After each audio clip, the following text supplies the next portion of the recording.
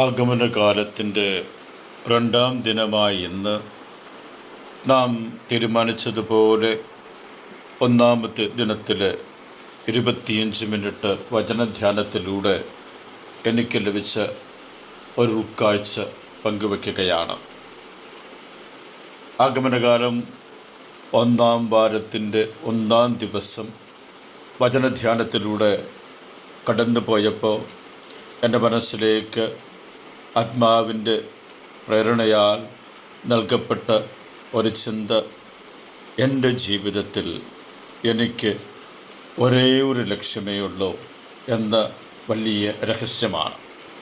ഇന്നത്തെ സങ്കീർത്തകൻ നമ്മെ ആവർത്തിച്ച് പ്രാർത്ഥിക്കുവാനായി ഉരുവിടുവാനായി നൽകിയിരിക്കുന്നത് ഇപ്രകാരമാണല്ലോ: കർത്താവിൻ്റെ ആലയത്തിലേക്ക് നമുക്ക് പോകാം എന്നവർ എന്നോട് പറഞ്ഞപ്പോൾ ഞാൻ സന്തോഷിച്ചു. അല്ലെങ്കിൽ കർത്താവിൻ്റെ ആലയത്തിലേക്ക് നമുക്ക് സന്തോഷത്തോടെ പോകാം. കർത്താവിൻ്റെ ആലയത്തിൽ എത്തണം എന്നുള്ളതാണ് എൻ്റെ ഏക പ്രത്യാശ. എൻ്റെ ജീവിതത്തിലെ ഏക ലക്ഷ്യം ഈ കർത്താവിൻ്റെ ആലയത്തിൽ, കർത്താവിൻ്റെ ഭവനത്തിൽ എനിക്ക് എത്തിച്ചേരണം എന്നുള്ളതാണ്. ഇതിനു വേണ്ടി ഞാൻ എന്ത് ചെയ്യണം എന്ന് യെശയ്യായുടെ പുസ്തകത്തിൽ 2-ാം അധ്യായത്തിലെ 5-ാമത്തെ വാക്യത്തിലൂടെ കടന്നുപോയപ്പോൾ എനിക്ക് മനസ്സിലായി. അവിടെ ഇപ്രകാരം നമ്മൾ വായിക്കുന്നു: യാക്കോബിൻ്റെ ഭവനമേ വരുക, നമുക്ക് കർത്താവിൻ്റെ പ്രകാശത്തിൽ വ്യാപരിക്കാം. കർത്താവിൻ്റെ പ്രകാശത്തിൽ വ്യാപരിക്കുവാനായിട്ടുള്ള ഒരു ഇടമാണ് സ്വർഗത്തിൽ, അല്ലെങ്കിൽ ദൈവത്തിൻ്റെ ആലയത്തിലെ സവിശേഷത. അതുകൊണ്ട് തന്നെ ഈ ലോകത്തിൽ ഞാൻ ഈ പ്രകാശത്തിൽ വ്യാപരിക്കുന്നവരായി മാറണമെന്ന് എന്നെ ഉദ്ബോധിപ്പിക്കുന്നു. ഇത് തന്നെയാണ് 2-ാമത്തെ വായനയിലൂടെയും പൗലോസ്ലീഹ നമ്മെ ഉദ്ബോധിപ്പിക്കുന്നത്. സവിശേഷമായി നാം നിദ്ര വിട്ട് ഉണരേണ്ട മണിക്കൂർ എത്തിയിരിക്കുന്നു. ആകയാൽ നമുക്ക് അന്ധകാരം വെടിഞ്ഞ് പ്രകാശത്തിലേക്ക് വരാം. നിദ്ര അന്ധകാരത്തിൻ്റെ പ്രവൃത്തി. അന്ധകാരത്തിൻ്റെ ശക്തിയിൽ നിന്ന് പ്രകാശത്തിൻ്റെ പ്രവൃത്തികളിലേക്ക് നമുക്ക് വരാം. അന്ധകാരത്തിൻ്റെ പ്രവൃത്തികൾ പരിത്യജിച്ചുകൊണ്ട് പ്രകാശത്തിൻ്റെ ആയുധങ്ങൾ ധരിക്കാമെന്ന് നമ്മെ ഉദ്ബോധിപ്പിക്കുന്നു. ആകയാൽ സുവിശേഷത്തിലൂടെ കർത്താവ് എന്നോട് പറയുന്നത്, ഏത് സമയവും ഞാൻ പ്രത്യാശയോടെ എൻ്റെ കർത്താവിനെ കാത്തിരിക്കണം, എൻ്റെ രക്ഷകനെ കാത്തിരിക്കണം.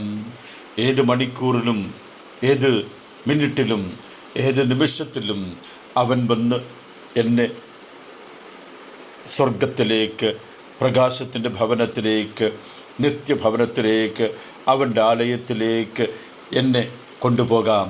അത്രയും സന്തോഷത്തോടെ ഞാൻ ചരിക്കുമ്പോൾ എൻ്റെ ജീവിതത്തിൽ അന്ധകാരത്തിൻ്റെ പ്രവൃത്തികൾ സവിശേഷമായി എൻ്റെ ജീവിതത്തെ നന്മയുടെ പ്രവൃത്തികളാക്കി മാറ്റുന്നതിന് വേണ്ടി ഞാൻ പരിശ്രമിക്കുമ്പോൾ എന്നെ അലട്ടുന്ന സുഖലോലുപത, ഈ ലോകത്തിലെ തൃഷ്ണ, മദ്യലഹരി, അവിഹിത വേഴ്ച, വിഷയാസക്തി, കലഹം, അസൂയ, ഇതെല്ലാം ഞാൻ അപ്പാടെ വെടിഞ്ഞ്, ചുരുക്കി പറഞ്ഞാൽ ഞാൻ എൻ്റെ ശരീരത്തെപ്പറ്റി ചിന്തിക്കാതെ, എൻ്റെ ഈ ലോകത്തിലെ വ്യാപാരത്തെപ്പറ്റി ചിന്തിക്കാതെ, സ്വർഗരാജ്യത്തെപ്പറ്റി മാത്രം ചിന്തിച്ചുകൊണ്ട് എൻ്റെ ഓരോ അടിയും മുന്നോട്ട് വയ്ക്കാനായി ഞാൻ പരിശ്രമിക്കുമ്പോൾ എൻ്റെ ഓരോ പ്രവൃത്തികളും പ്രകാശത്തിൻ്റെ പ്രവൃത്തികളായി മാറി.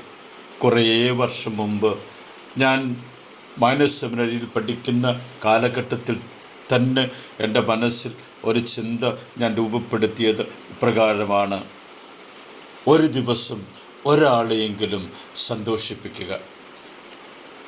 പലപ്പോഴും ഞാനിത് പ്രാവർത്തികമാക്കാനായി പരിശ്രമിച്ചിട്ട് സാത്താൻ്റെ പിടിയിൽപ്പെടാനായി കാരണമായി മാറിയത് ഈ ലോകത്തിൽ എൻ്റെ ചിന്തകൾ തന്നെയാണ്.